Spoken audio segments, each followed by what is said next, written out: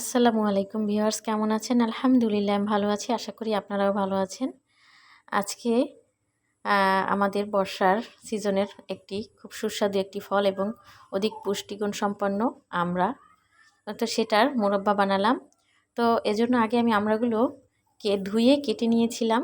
তারপরে একদম উপরের সবুজ যে ছোলাটা সেটা একদম ফেলে দিয়ে এরকম বানিয়েছি। তো অনেক আপুরা মিষ্টি মনে করেছিল, তো আমি একটা রিলস ভিডিও দিয়েছিলাম এটার। তো আমি আমড়াগুলো ভালো মতো সিদ্ধ করে তারপরে একদম পুরোপুরি না, এটা হচ্ছে 50% সিদ্ধ করতে হবে। তারপরে ভালো মতো ছেঁকে নিলাম।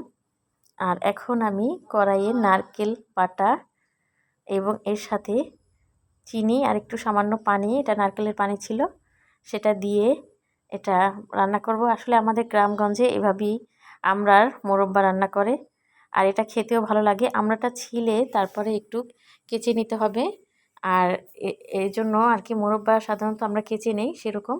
তো এখন নারকেল বাটা দিয়ে দিয়েছিলাম আর এখন চিনি দিচ্ছি পরিমাণ মতো। এখানে প্রায় 30টার মতো আমড়া ছিল, আধা কেজি মতো চিনি, তো সেটা আর কি দিয়ে দিলাম।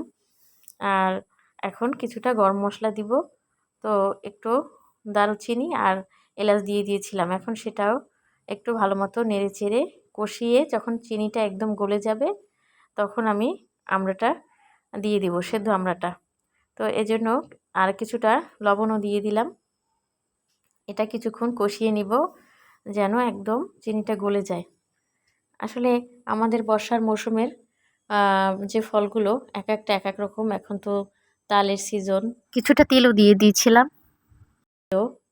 আর এখন এই আমড়া, তাল, জাম্বুরা, তারপরে কামরাঙা, এই বিভিন্ন ধরনের পেয়ারা ফলগুলো থাকে। আল্লাহর অসীম রহমত, এক একটা সিজনে আমাদের এক এক রকম ফল সৃষ্টি করেছেন আমাদের শরীরের উপকারের জন্য। তো আলহামদুলিল্লাহ। তো এখন এটা আমি ভালো মতো কষিয়ে নিচ্ছি। আর এটা হতেও বেশি সময় লাগে না, অল্প সময়। তো আর কিছু চিনি লাগবে, সেজন্য আমি দিয়ে দিলাম। এটা অনেক মিষ্টি হয়েছিল, আর এভাবে পানিটা ছেঁকে ফেললে একদমই টক লাগে না, আর চিনিটা ঠিক মতো দিলে।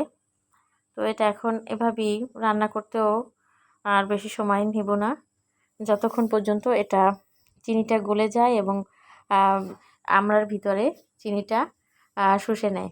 আপনারা কিভাবে আমড়ার মোরব্বা বানান কমেন্টে জানাবেন। তো আর ভিডিওটি আর বাড়াবো না, এটা এভাবে শুকিয়ে এলেই আমি নামিয়ে ফেলবো। তো আজকে ভিডিওটি এ পর্যন্ত। আপনারা ভালো থাকবেন, সুস্থ থাকবেন। আল্লাহ হাফিজ।